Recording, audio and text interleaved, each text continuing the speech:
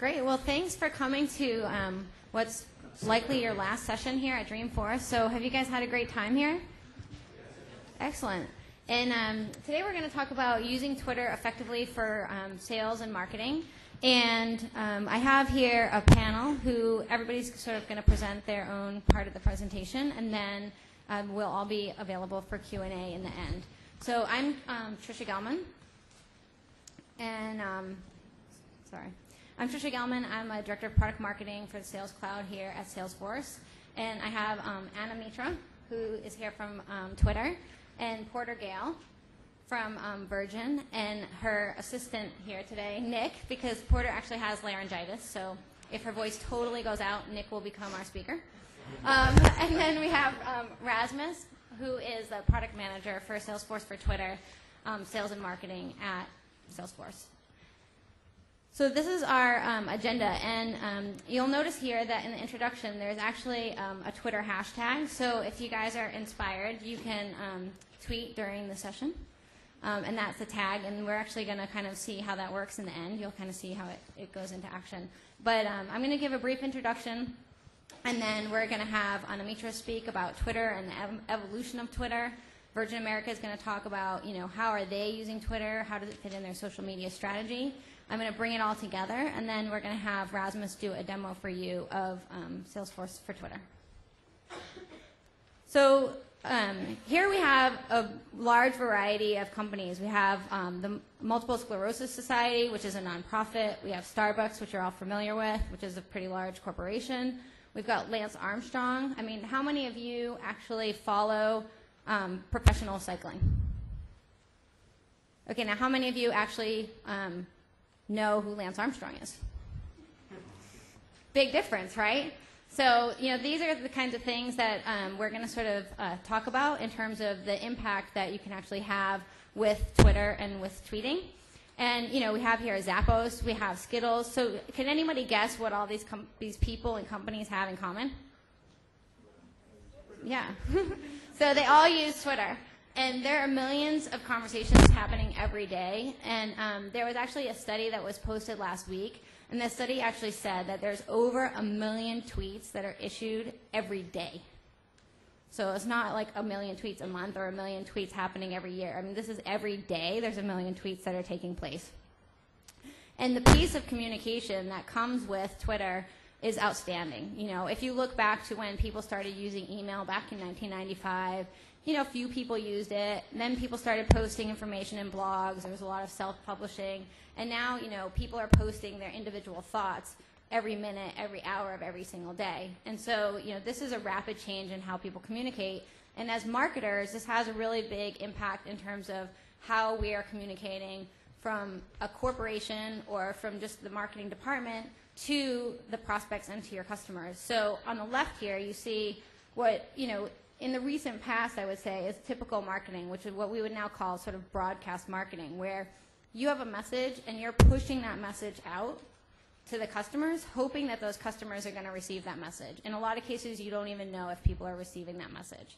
And now we're kind of, with Twitter and other social media, moving to more of an engaged communication style, where clients and prospects are actually reaching out and asking questions, whether it be of you or of other clients and prospects, and they're actually creating the conversation, and then there's a communication back. And so we call this more of the engaged communication style.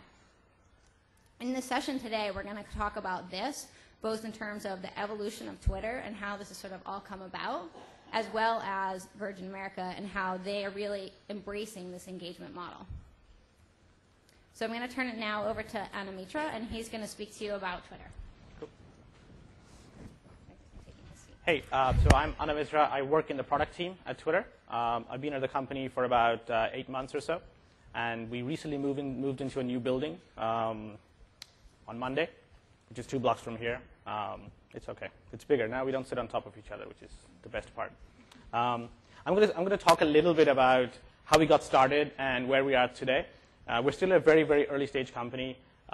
We still haven't figured everything out in terms of the best sort of interaction models for businesses. We're doing a lot of testing, a lot of requirements gathering, and sometime soon you'll be able to see some sort of products, which hopefully we'll get better feedback on. So it all started up. This is the actual sort of paper scrawling behind Twitter. This is Jack Dorsey's sort of design of what Twitter should look like.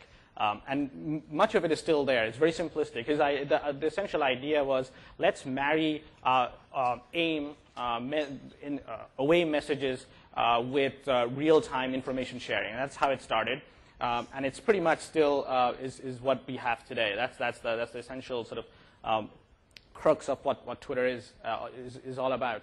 Sharing, and he thought it would be really cool to share sort of messages with his work, with coworkers about what he was going to do that evening or what he's going to do next. And I think the first message he sent out was something around working, or is this thing working, or something like that. So it started very simply.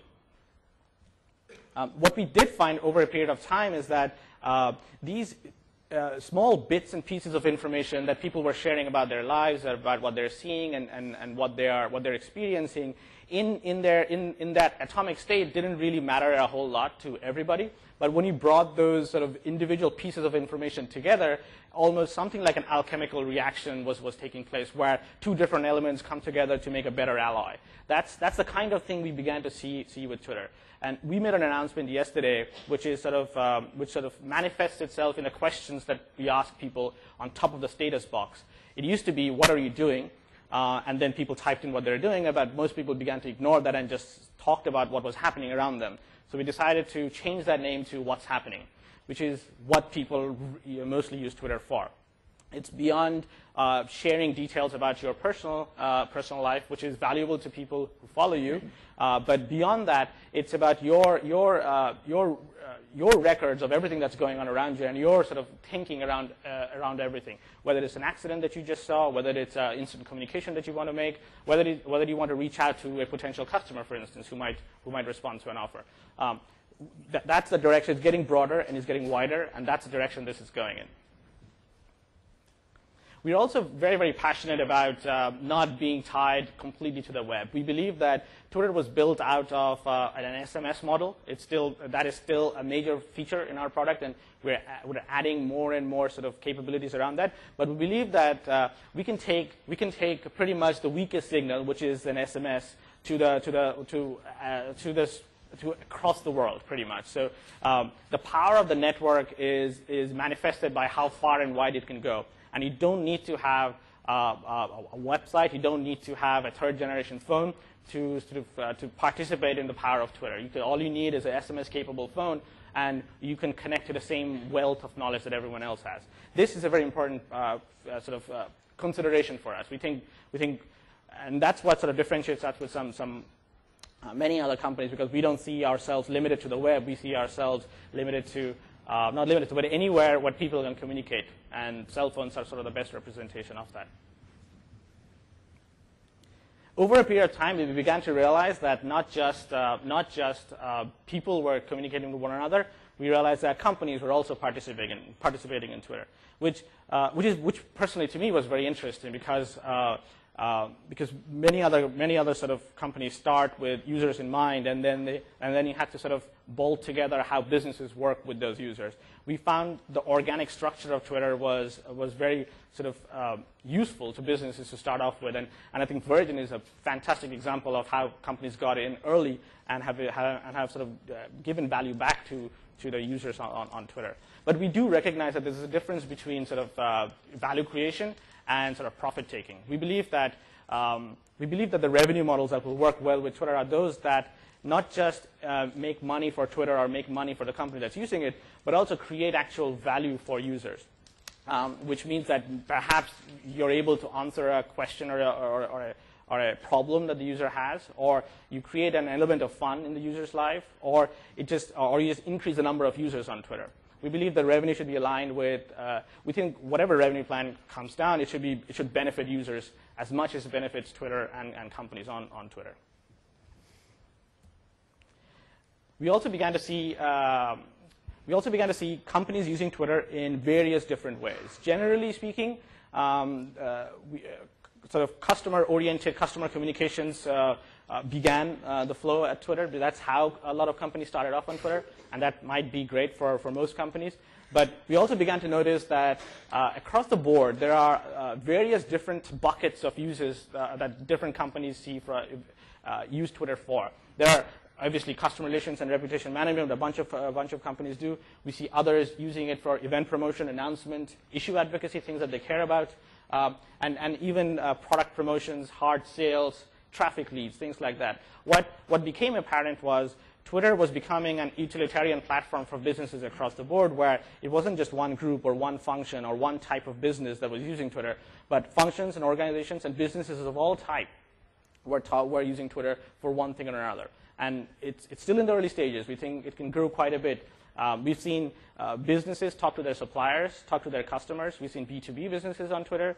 We've seen from conferences like these, people talk about what software they should buy, and they communicate on Twitter for that, which is great sort of material for companies who have software to sell. We see all types of communication happening.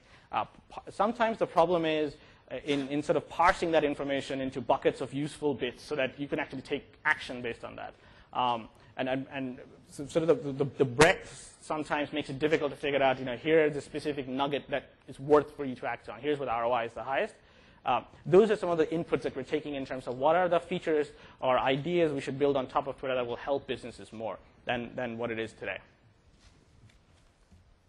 I wanted to bring out a couple of examples of where Twitter works really well and why it's so different from sort of many other media.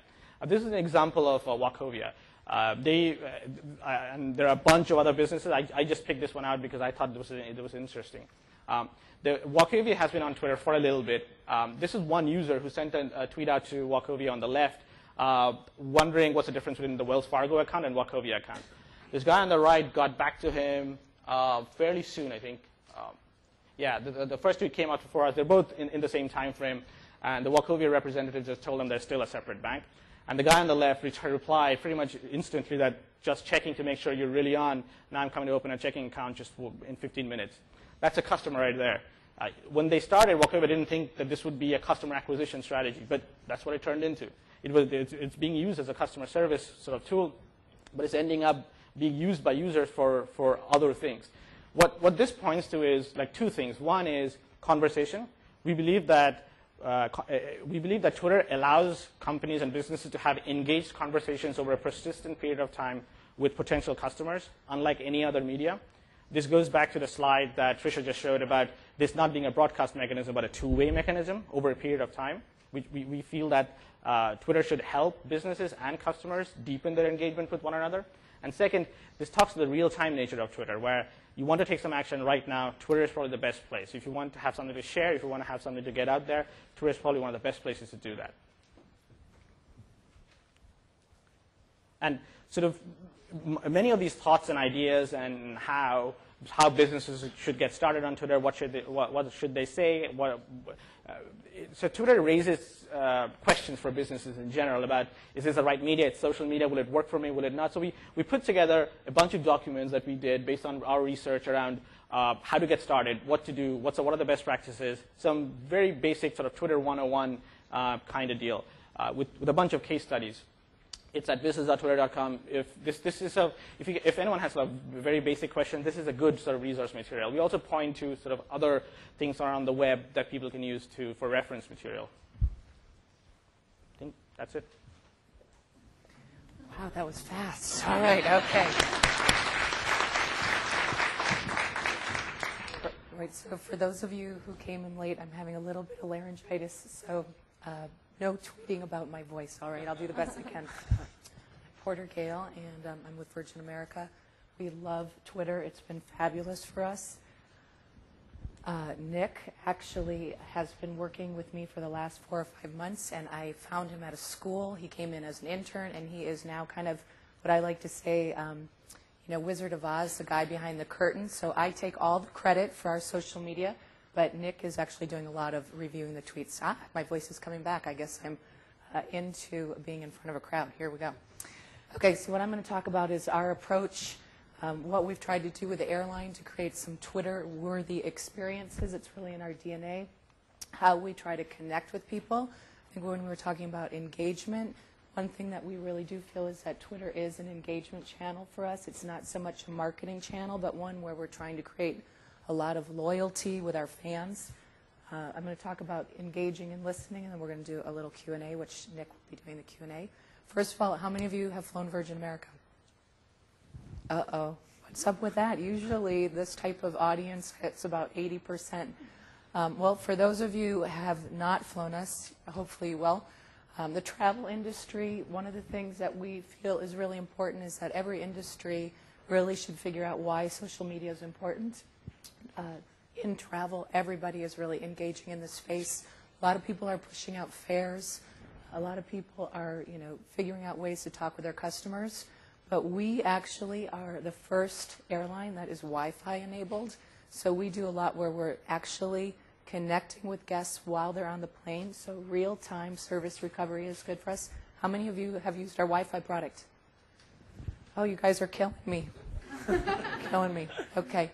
How many of you are familiar with Virgin, the company Virgin? And how many of you know Richard Branson?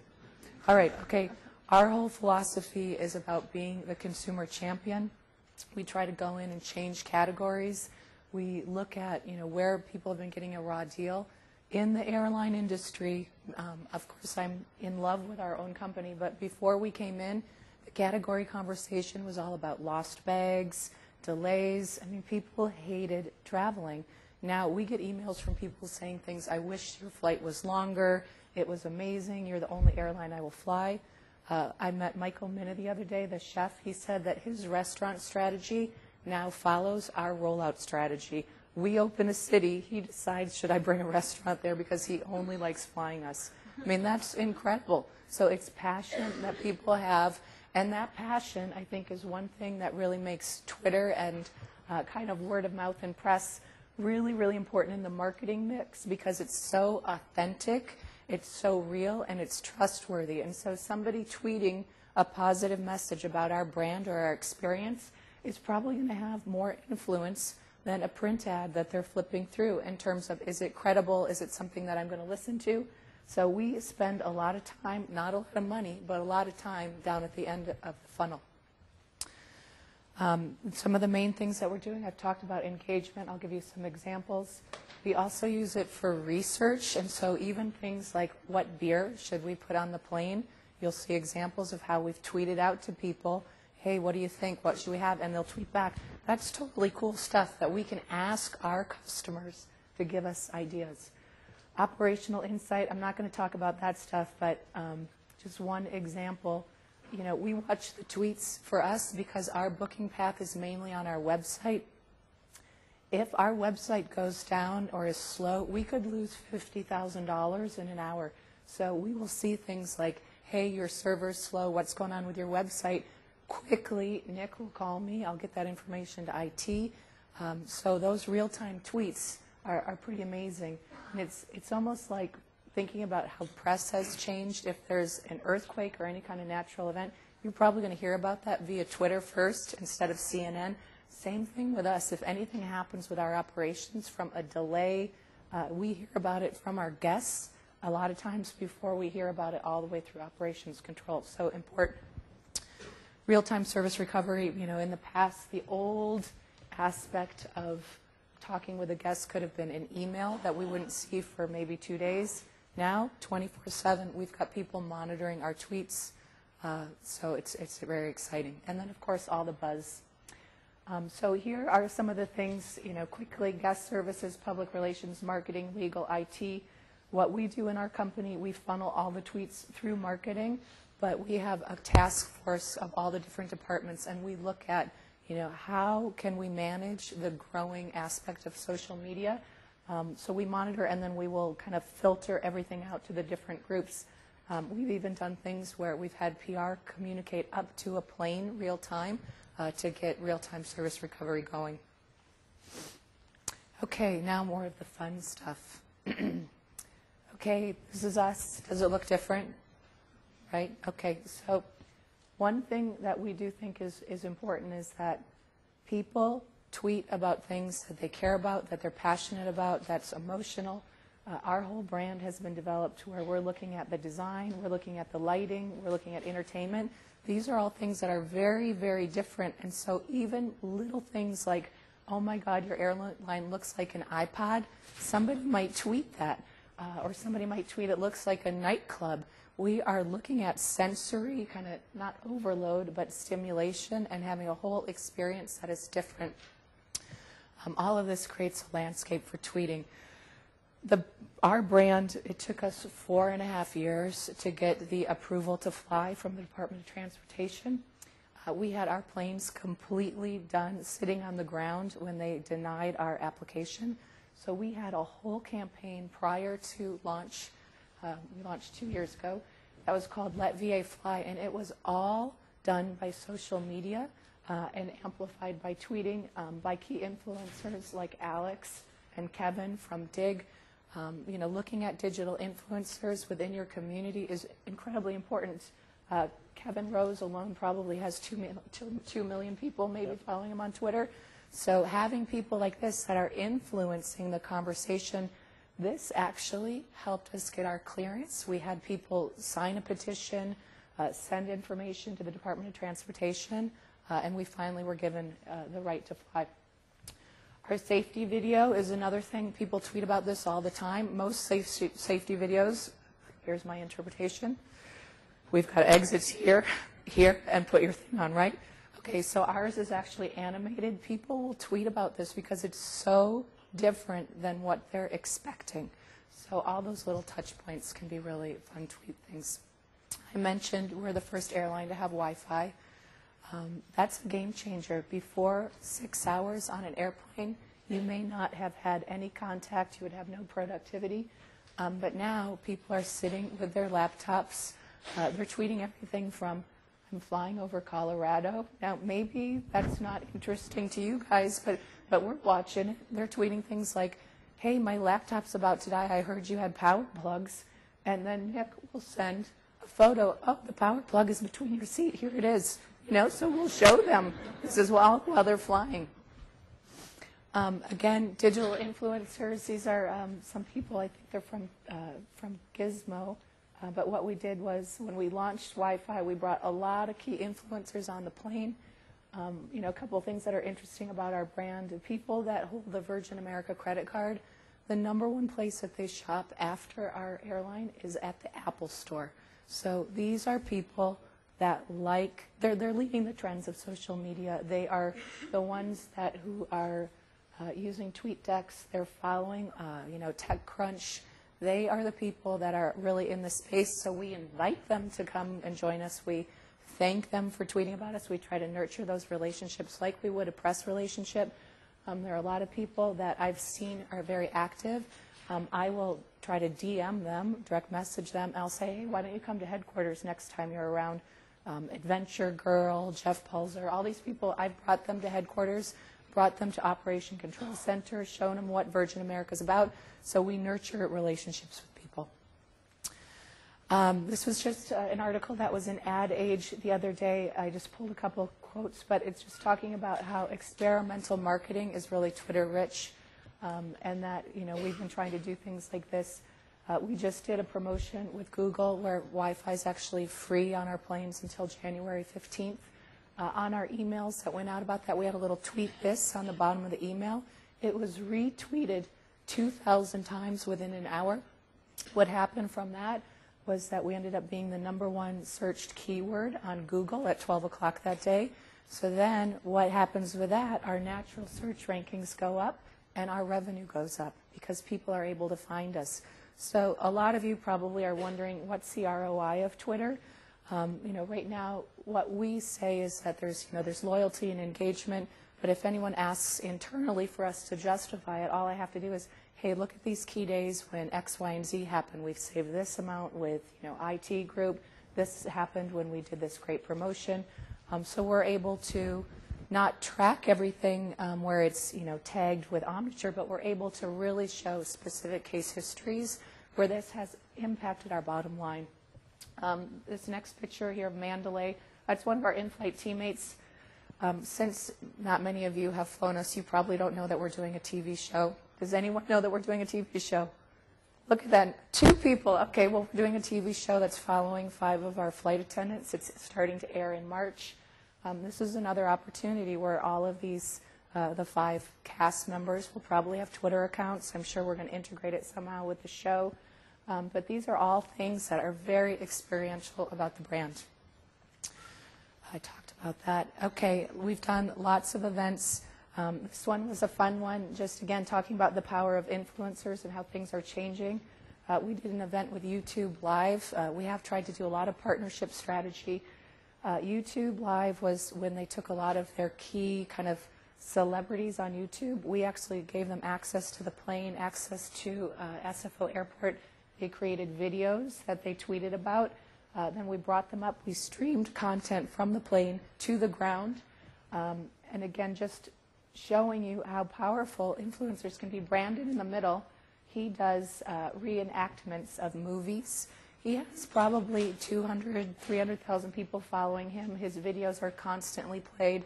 He travels with an agent. I was on the plane with him. I was like, is that your dad? And he's like, no, it's my agent. You know, these people can impact your brand in a positive way. iJustine on the far left is a key influencer with the tween crowd. She's super smart, super cool, 1.5 million Twitter followers. We've also used Twitter to do really interesting things with press. Here is Richard Branson. He obviously is our key guy that helped us launch our airline. We do lots of live tweets with him on the plane. This one was Ariana Huffington, and we connected with Dig Dialogue, and we had people tweeting in questions. One of the questions that was tweeted in and then we videoed and streamed it to the ground was, who would you most likely want to get into a fist fight with? It wasn't me. No one would know who I am. How about a guess? Who do you think Richard would want to fist fight with? Entertain me. Just throw out a name. No? Sarah Palin. That's who I would want to fist fight with. Okay. All right. So he said Stephen Colbert. We actually have a plane named after Stephen. It's Air Colbert. Name all our planes, which is another thing people like to tweet about. Stephen heard and saw the segment that was done on this little stream. People tweeted about it. Oh my God, you've got to look at this clip.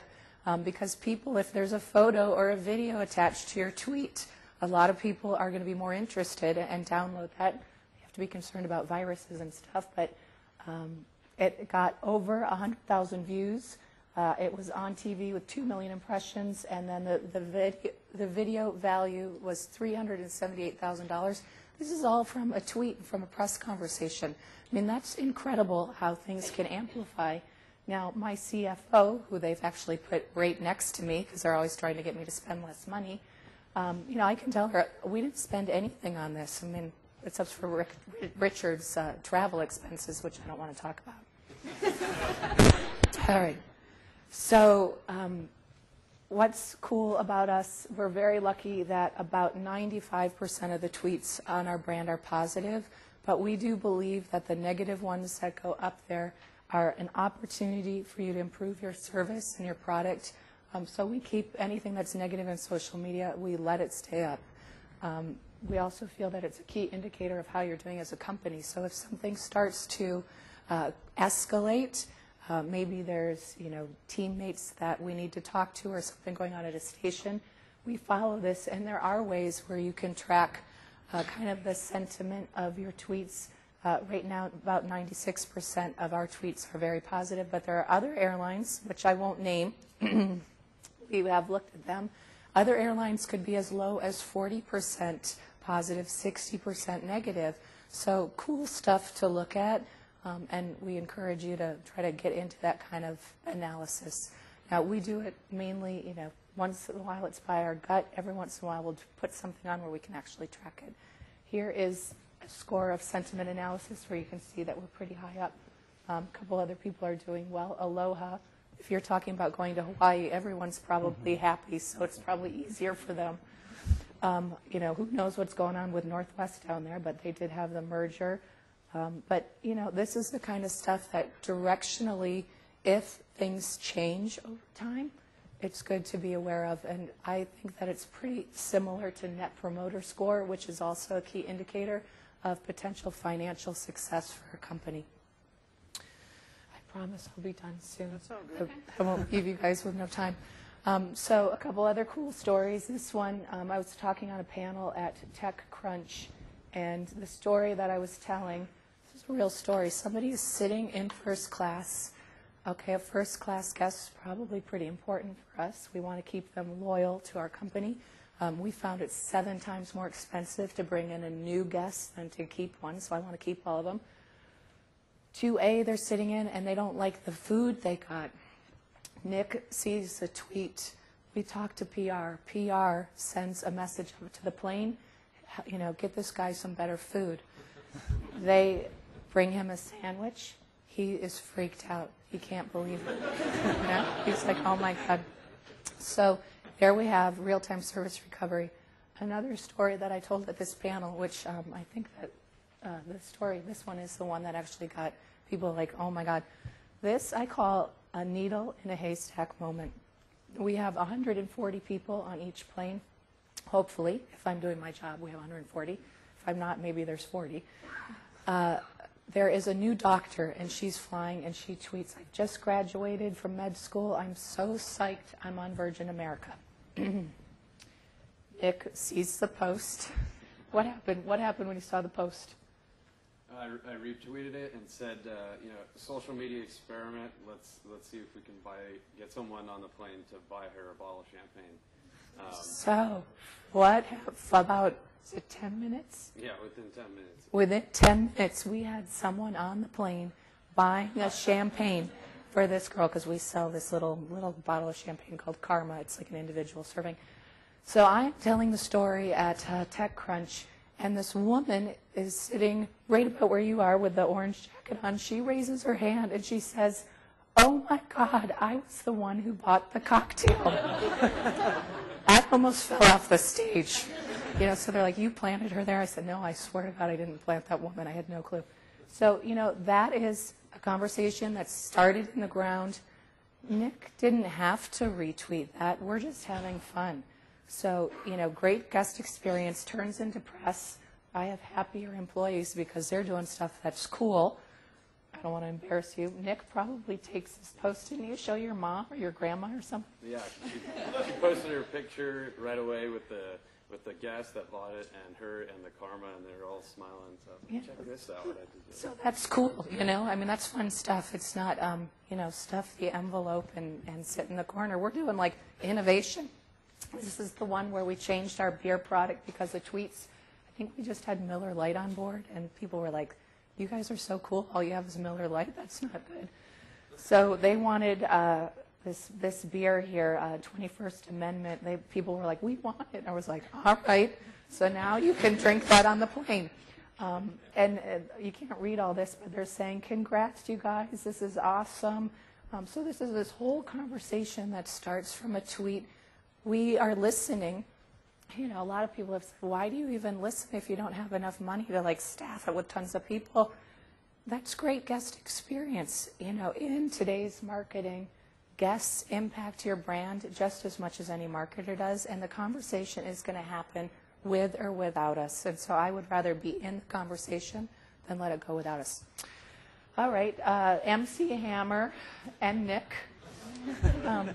And actually, Nick started this, and now we do it all over the office. When anything is good, we do this. So Hammer flies us all the time. He is a social media guru. He's really escalated his personal brand with social media. He was tweeting that he was flying on us. It was prior to this photo. Nick tweets up to him, hey, cool, I'm so glad you're tweeting and that you're on Virgin America. Maybe a week later, I walk into Orange County. We were just launching Orange County, and who is over in the corner but Nick is hanging with MC Hammer. So they create a relationship through tweeting. He comes to our party, and then he says, can I shoot a segment of my reality show on your plane? I'm like, yeah, that's cool. And now he's like a friend of the airline. And that's another thing that I just want to kind of point out is that for us, these are friendships and they're relationships where actually we care about these guests. And it's not just a marketing thing. It's fun for us to know what they want, what they're thinking, what they're feeling. So I look at these as real kind of engagements and relationships. Here again is Kevin Rose. When we first started, people were so psyched to have Wi-Fi that he was Ustreaming. I think he was just like Ustreaming him sitting there in the plane. So that's kind of boring. But he tweets about it, that I'm in flight streaming, and within 5 minutes he had 1,200 people that saw his tweet, and then they came back and were following him and watching this video. So boring to me, but not to the 1,200 tech-savvy people that are following him and getting basically a commercial that shows the interior of our plane, and this is all happening without us. So I love that stuff. This one, you can't read it, but it's basically just talking about how there is negative stuff that happens. And as an airline, we have taken steps to engage our PR firm. And so we're ready if there's any kind of crisis situation. We take safety very seriously. But we do look at what would happen if anything happened. Just a small indication. This is somebody who was Facebooking and tweeting about he's pissed. Unfortunately, this individual had a death in the family. He had a 20% off promo code that had expired, and he was trying to use it, and he got very angry that the code's not working. So he says, I'm calling bullshit on Virgin America. They don't really care. They're not really bringing goodness back to the skies, because our whole mantra is to create an airline that people love. So he's pissed. This happens every once in a while, and it always happens when I'm hiking on Mount Tamp. Our PR person will call me. I'm like, oh, my God. But we listen, and so we tweeted back to him, and we do encourage to get people off of the public tweets and DM them, get phone numbers, get emails, just try to get it off the public stuff. But we, turned it around. He says, perhaps I was premature. Virgin America contacted me via Facebook. We're trying to get a solution. I'll update you. So watching this stuff, if you are paying attention, I think Comcast Cares has done a really good job of this. Zappos has done a really good job of it. You can take those negative situations and turn them into a positive. Wow. Okay, I did all right with my voice. So now we're going to turn it back over to you. Yeah. Thank you, Porter.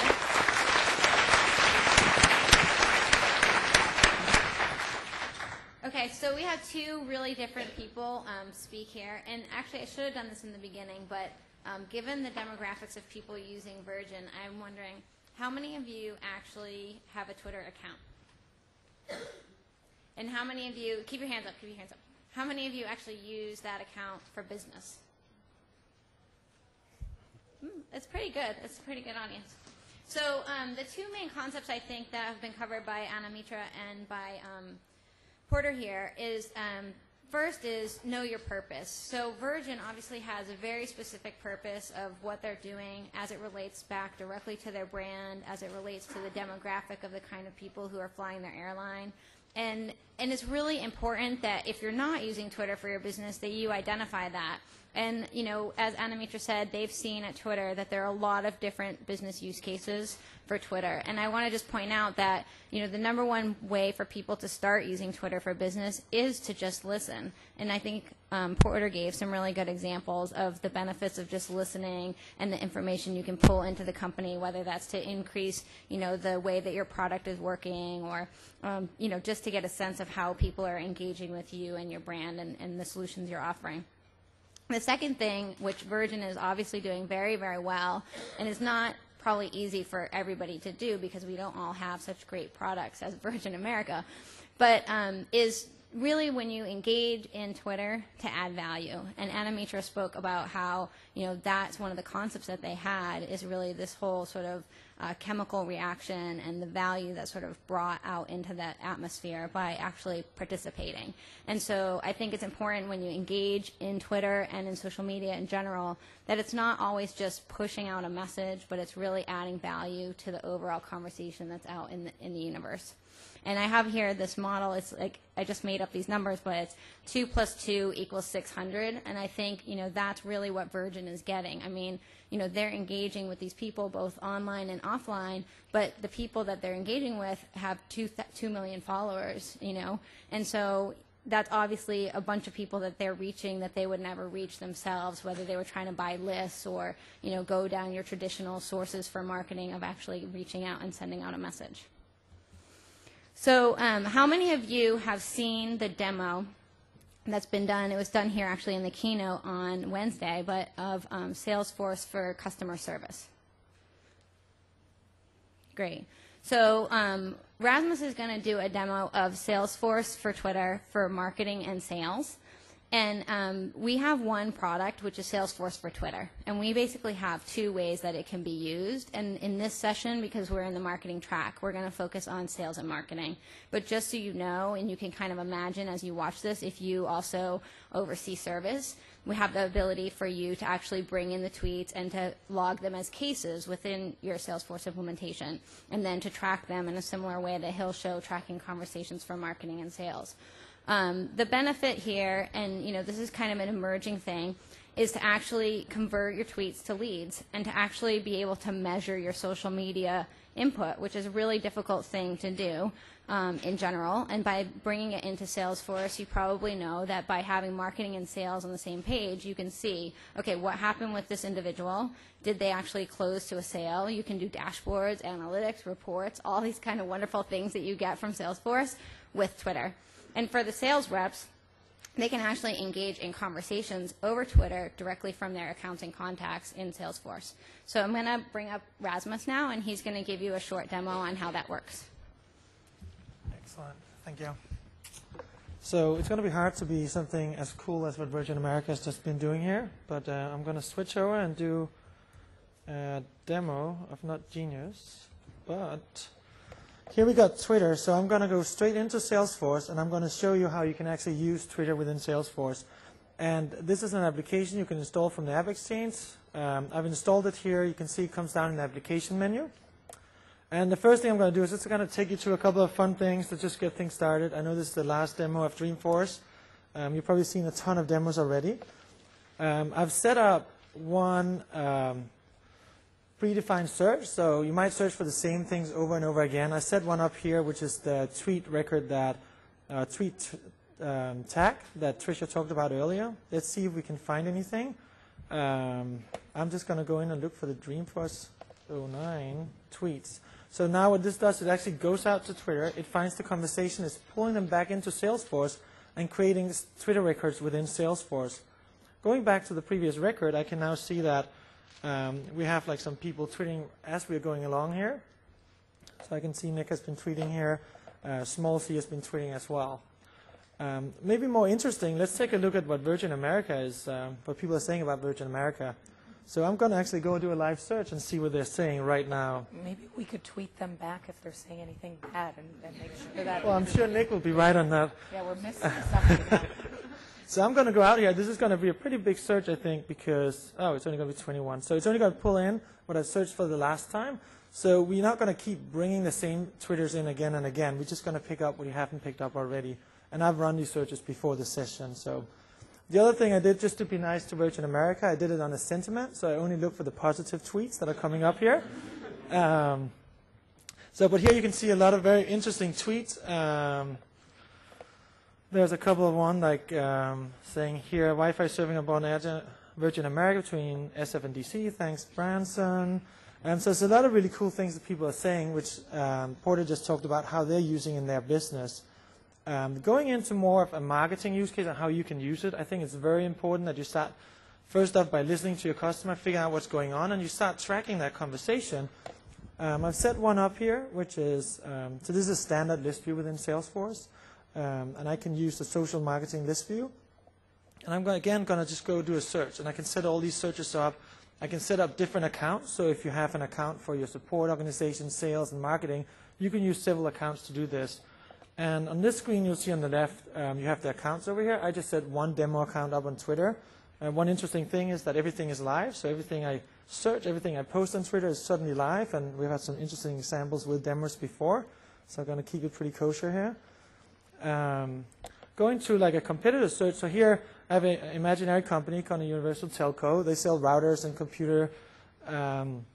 And I'm going to search for the word router or routers. And I'm going to search where people are asking a question. So you can do different cool search terms on Twitter that actually lets you look for tweets where people are asking questions. So I'm going to pull that in right now and see what we get. I get 2 back. It's probably some I might have posted myself. But here's an example of 2 questions that's been posted out there. I can then go ahead and say, you know what, I might want to ignore this. This might not be interesting to me. And we have this ignore button that allows you to just say, a lot of the tweets out there might not be interesting to me. They might just be noise, be something completely different. I was talking to Ariba earlier in the conference, and she was telling me, like, you know, Cinco de Mayo is probably the worst time for them to look at Twitter because everybody's going Ariba this, Ariba that, and they want tacos and this Mexican restaurant. So it's really hard for them to use it in their business. So it's just one way to kind of take all the tweets out you don't want, and it can easily clean them out or delete them as well. I'm going to take these 2 tweets, and I want to actually add them to a campaign because I want to track them. And this is a competitive campaign I'm going to have set up so I can manage all the tweets that comes in and suddenly have marketing control how you're going to do this. And here I'm just going to select you know, a campaign I've already set up. I'm going to take the viral campaign, and as you notice down here, it says leads will be created for this conversation. So when I go ahead and add these members to a campaign, it's actually going to create leads in the background, so you can track them now as leads as well. If I go take a look at the campaign, you can see here that I have all my campaign members down here. I have all their Twitter name or their Twitter names, and I can actually go ahead and I can send a message back to them. So maybe they signed up for something. I want to send them a promotion. I want to send them an offer. I can straight from the campaign say, hey, you know, I want to send a tweet to all these. I'm not going to select all of them because it would actually send a tweet to them. So I'm going to go ahead here, and I can just post it right on Twitter. This, whoops, if I can spell. And here I can actually create a short URL. So we integrated with Bitly, so you can set it up and create these short URLs. And I might have forgotten the URL for this thing. So I might not show that. But basically this will allow you to just post straight up for Twitter. And what happens now, if I go back to Twitter and I reload over here, you can see that there's now a new tweet posted straight into Twitter. So the integration is pretty easy. You can sit and manage everything within Salesforce, and it gives you, you know, a very nice way of managing all this. If I go back to Salesforce, I want to go back to the Twitter conversation tab, and if I run the same list, we have the same list here again. I could also have chosen to just select these, create leads. If I want to create them as contacts, I can do that as well. I can even choose to automate that they get created as a lead. Every time you get a Twitter in, I can say I want everybody to be added as a lead as well. So that's a really quick showcase of how you can use this for marketing. I also want to show like how you can use it for sales, and I want to leave some time for question and answers at the end. But if I go take a look at a contact, if I now am a sales guy and I come into work and I'm going to give John Amos a call today about an opportunity I have for him, as I scroll down and look at his contact record, I notice the opportunity I have here for the new router, but I also notice that he's been tweeting. And as maybe marketing or another group within your company has been pulling these tweets in during the day, during the week, these things actually show up. So as I come in, I see that he's at Dreamforce, obviously having a blast. So there might not be any reason I call him today because I know he's not going to be there. And this is kind of like ambient information that just kind of is out there. You might not find on your own, you might not know, but it can really save you the ability to call somebody. Maybe he's having a crappy day the other day. I'm not going to call him. I don't want to sell something to somebody who's not happy. Maybe you see that a competitor has posted something there. Maybe you can see that he's looking for a competitor's product. So you can get all this information and you can get it in for free, and you can really enhance your contact record and enhance all your sales data that empowers salespeople to be more efficient and more effective when they're selling to their customer. And you can do that without the salespeople actually going in and doing anything themselves. And they really like that most of the time. So that's a really quick. We also have dashboards. I'm not going to take you to it, all the dashboards just in the interest of time, but there's also a bunch of dashboards where you can see trending, how many tweets you get in per day, how many tweets you get in for different searches, how many tweets you get in for different accounts. And again, this is a free AppExchange application. You can download and install it from AppExchange. If you just go to appexchange.com, you can just search for Salesforce for Twitter or just for Twitter, and it will show up right there. Thank you. Thanks, So we'll open for questions, whether you have questions for Twitter or Virgin America or for us. And if you can just go to the microphone because they want to record the questions. Yeah, if you go. I have a couple of questions. One for Rasmussen. Is that Rasmus, yeah. Rasmus. So you had and they're both about sentiment. So you had mentioned that you could poll based on sentiment. So there's a screen where you can do positive, neutral, or negative? Yeah, so there's a bunch of different search terms that Twitter gives you ability to put in. You can put it's basically a happy face, or you can do an unhappy face, and you do like search for Rasmus happy face. Right? It's the sentiment that actually shows you those kind of things. And if you so there's some sort of algorithm that actually interprets the language exactly, and can tell. Yeah. So they have some really advanced APIs to do that. If you go to search.twitter.com, you can see under advanced search, they will show you all those different opportunities you have to search for things. And they keep adding new things. I don't know if you want to add anything to that. Yeah, generally a lot of people don't discover that because it's in this in the search page. Okay. If you go to search.twitter.com, there's a little link that says advanced search. When you click there, you get a bunch of different options. And some of the options are sentiments, which is, are people positively talking about a search term or negatively? Are they near San Francisco or not near? Look, there's some very basic stuff which are available by APIs. Yeah, so another thing you talked about is location. You can actually search for tweets that's been posted in a location, like within 20 miles of San Francisco. You can do things like that as well. It's very advanced. Great. And then, Porter, you had said that you were also tracking sentiment, and I'm sorry, I forgot your name. Nick. How did the two of you guys track sentiment? You know, we track it, but we used an API to track it, but I would say that for us, a lot of the things that people say, they may say, I love Virgin America, but American sucks. So that would come up as a negative and a positive because it would get the negative word and the positive word. So it's not always accurate. But you're using the tool within Twitter, and are you using it through Salesforce as well? Or No, we just actually launched. Okay. So the Salesforce for Twitter for the service and support, we launched that and we talked about it maybe 6 months ago, and we actually made it available only like 3 months ago. And for sales and marketing, we only started talking about this about 4 weeks ago. So we really don't have. We have 1,200 people who have downloaded Salesforce for Twitter from AppExchange and have installed it. And they're using it in all different ways. And Rasmus has been really engaged in the past month talking to people about what they're doing.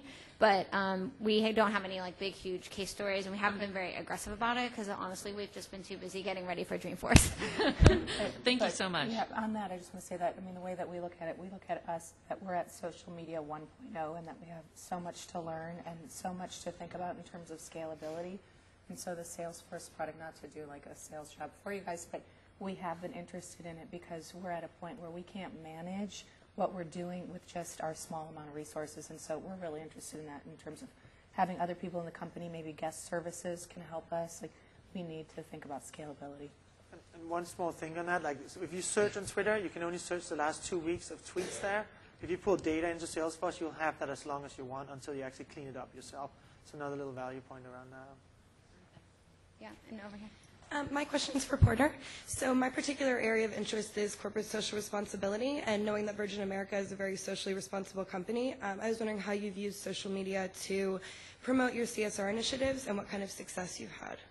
Sure. You know, we've done a lot of stuff. I mean, even as recent as yesterday, I think we were in Florida yesterday, right? Was it yesterday or the day we were in Florida yesterday? And we did a thing where anybody that tweeted during our launch day, we would give $1 for every tweet to a young entrepreneurial school that Richard Branson is starting. So things like that. Or for TwitterCon, that's another conference that we were involved in. We helped raise money for Operation Smile. And it was based on tweets to give kids cleft palate surgery. So we've done a lot of stuff like that, mainly as a fundraising kind of thing. Okay, very cool. Thank you. A quick note on the charity thing. I think Twitter sort of embraces social responsibility and social giving in a big way. And one of the fundamentals of Twitter is that a small voice can travel quite far. And we've worked closely with a bunch of sort of services like these, like Charity Water is a good example where the more you tweet, the more wells get dug up in large parts of the world. And what's an interesting thing is as you donate to dig a well. And when a well is actually dug with sufficient money, they send a photo back to everyone who contributed to that. So you get a real-time feedback about you donated some money. What happened to that? It's a strong sort of feedback loop. That would be a good use case for Salesforce for Twitter, too. Hi, two-part question. I'm here with the Genentech, and we use Salesforce for recruiting and overall talent management. And we're going live with Twitter for Salesforce around finding, engaging, and recruiting new employees. So sort of around the premise that, hey, it's social media, everybody's learning. From your experiences around marketing your companies, do you have any ideas or thoughts, comments about engaging people through Twitter for basically hiring them? Have you done that? You know, honestly, we have more resumes than we can even look at, and so we don't have an issue with recruiting at the moment.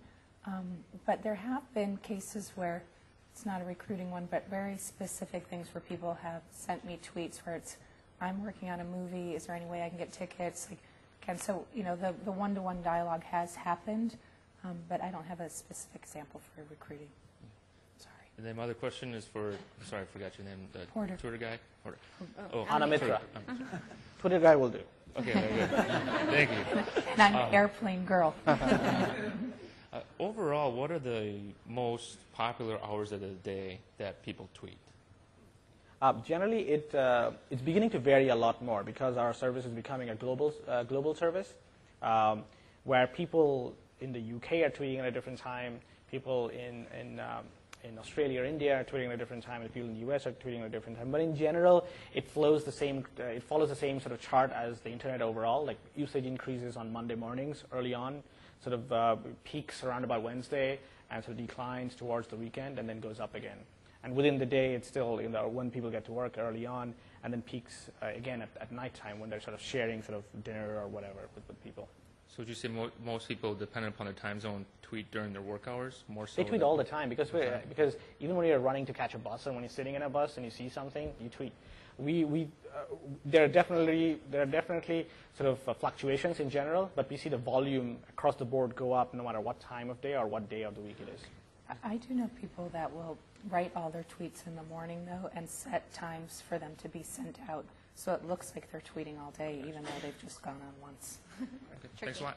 And I was just going to say, I was talking with a customer last night who is also using Twitter for recruiting, and they're not like a customer case study, so I can't say what customer. It was a large customer, and they actually have, Twitter accounts for different parts of the company, and they have one specifically about recruiting. And so they've made that as like a separate sort of communication pattern where they're engaging with people. They're actually using, like searching out for people who are talking and have a lot of followers in the space that they're in, to kind of identify, like, we want people that are very engaged, very innovative, good marketers, things like that.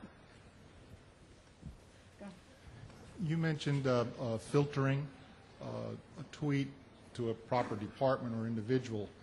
Is that done automatically, or that has to be done manually, right? You don't have filters that automatically filter that to the right person. I thought one of you mentioned it. Oh, yeah. You know what, when I said filtering, it's really us manually filtering them and then connecting the right departments. But, God, wouldn't that be great if your software could filter for us? So one of the things if you use Salesforce Twitter, right, one of the things you can do when you get the tweets in, you assign them to an individual, or you can assign them to a queue, and you can have people work off that queue. So Comcast, which is a huge user of Salesforce Twitter on the service side, they get all these tweets in, they assign them to a queue, and then the 10 support reps that they have that work specifically on Twitter will pick them off the queue and take ownership of them. So is there a danger then in the amount of time once you filter it out to someone else of it not retweeting back, because you're going to lose interest or respectability, I guess, on that answering someone back?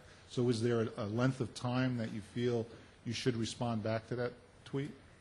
Well, we're fortunate that so many of our tweets are positive. We can manage it. But if you're in a situation where you've got a lot of negative tweets, which happens with some companies, then it would really be a scalability issue.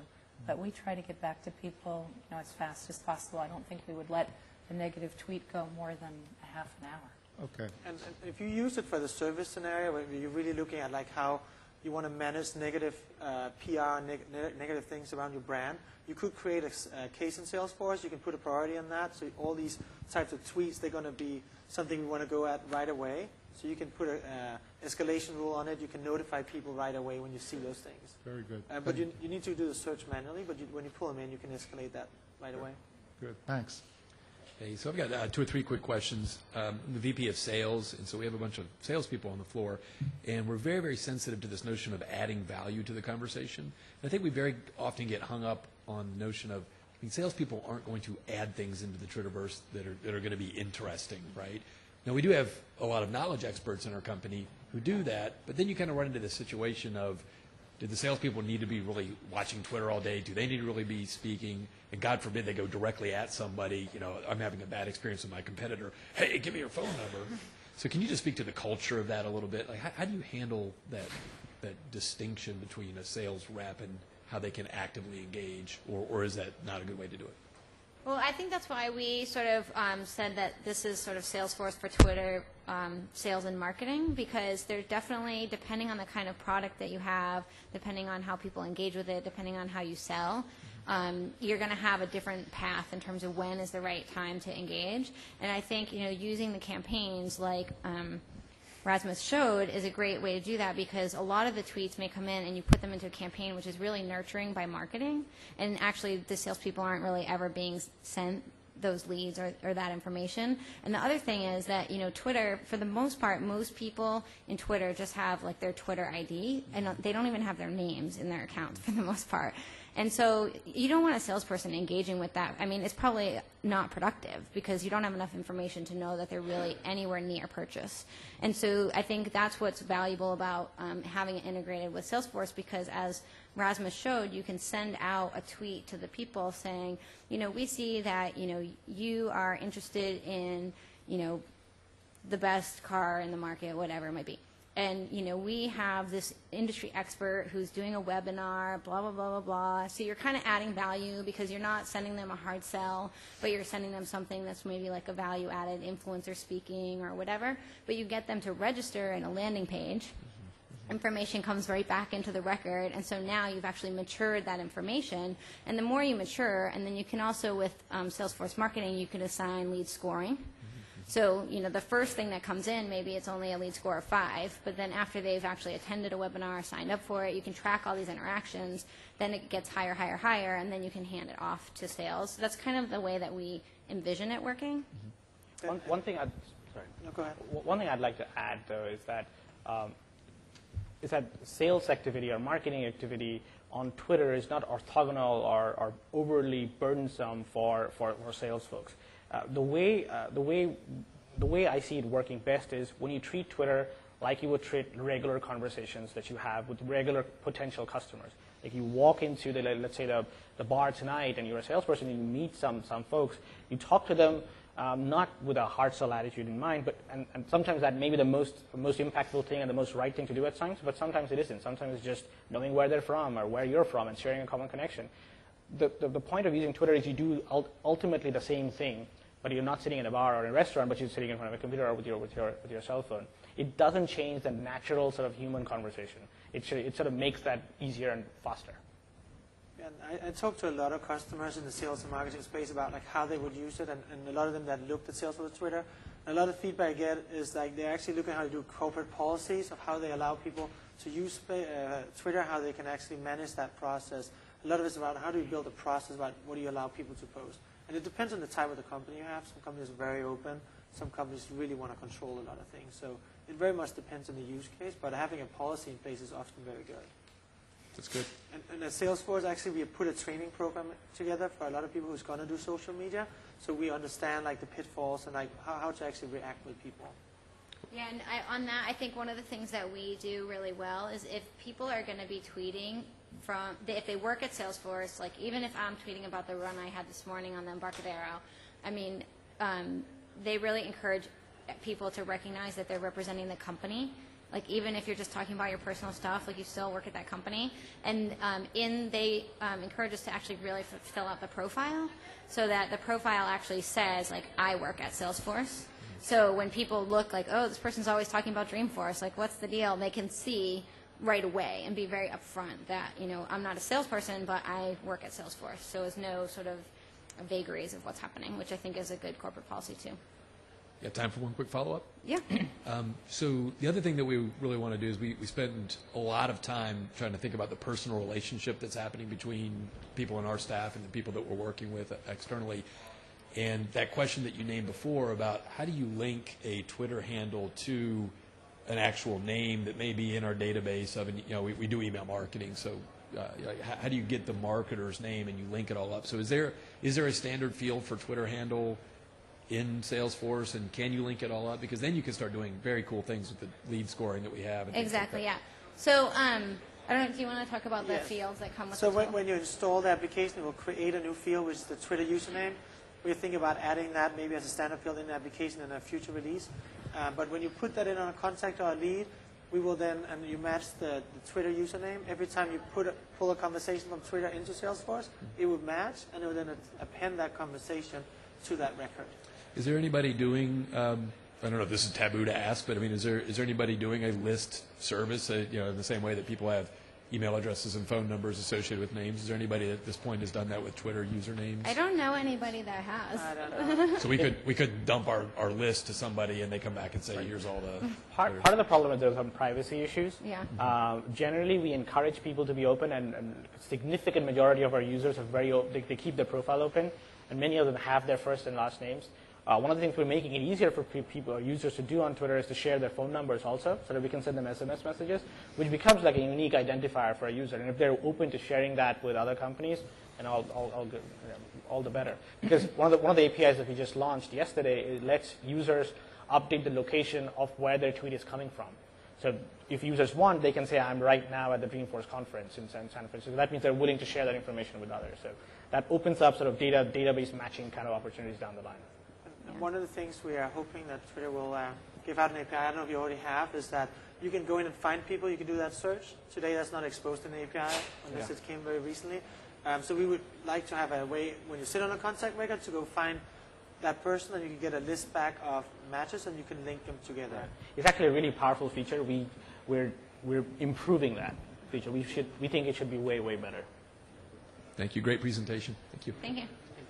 Don't forget to go and vote, and then put in your comments about the presentation as well. And thank you so much for attending Dreamforce. It's been a great event for us, and you guys have helped to make that happen. All right, yeah, Thank you so much. I'd love to get in touch and definitely... Nice to meet you, but I'm not going to shake your hand.